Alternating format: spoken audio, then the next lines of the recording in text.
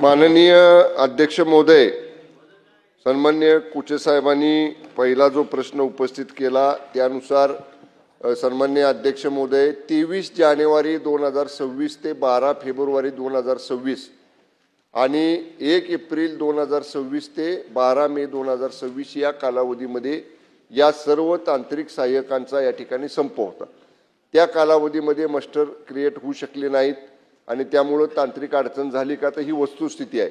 परंतु त्यानंतरच्या काळामध्ये या सर्व लोकांच्याकडनं आपण ज्या कन्नड तालुक्यातला विषय आपण विशेषतः या प्रश्नामध्ये उपस्थित केलेला आहे, तर या अडचणींचं ही तांत्रिक कारणांमुळे रद्द झालेले हाजरी पत्रक ही त्याचं निरासन झाल्यावर पुनश्च ई मास्टर निर्गमित करून त्यांना या ठिकाणी आपण रोजगार उपलब्ध करून दिलेला आहे।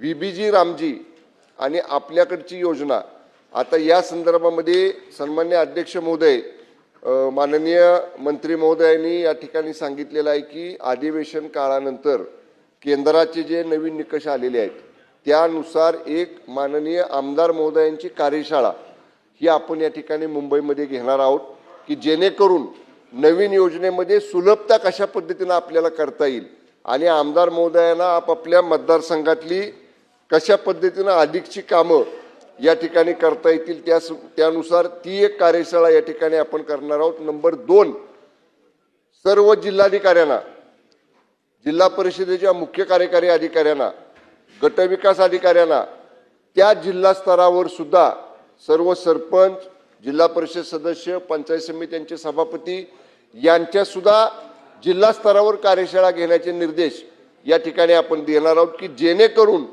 केंद्र सरकारचे जी धोरण आहे की किमान 100 दिवसांचा रोजगार मागणीप्रमाणे हा त्यांना मिळालाच पाहिजे आणि हे प्रभावीपणे खेड्यात आपल्याला न्यायचं आहे। जी 20 कामांचा उल्लेख आपण केला सन्मान्य सदस्य महोदय, ती झाल्यानंतर इतरची कामं घ्यायची आहेत आपल्याला। त्यामुळं एक मिनिट माझं होऊ द्या, मी जे आपल्याला वस्तुस्थिती सांगतोय त्यामुळं असं काय नाही की त्याच्यानंतर 21वे काम घेता येणार नाही। त्यामुळे ही कामं आपल्याला पहिल्या लिस्ट प्रमाणे या ठिकाणी जी ग्रामसभेने दिलेली आहेत त्या ग्रामपंचायतीमार्फत आलेली आहेत ती झाल्यानंतर आपण हे करणार आहोत। नंबर 2, आणि काही प्रमाणात देयकर राहिली का तर ही वस्तुस्थिती आहे। राज्य हिस्सा आपण अदा केलेला आहे, केंद्र हिस्सा आपल्याकडे प्रलंबित होता। केंद्र हिस्सासाठी 2 वेळा सचिव स्तरावरच्या बैठका केंद्रीय सचिव स्तरावरती झालेल्या आहेत। आत्ताच मागच्याच आठवड्यात, कारण ज्या दिवशी माननीय गोगावले साहेबांच्या एका प्रश्नाचं मी उत्तर दिलं त्या दिवशी ते दिल्लीलाच याच बैठकीसाठी गेले होते।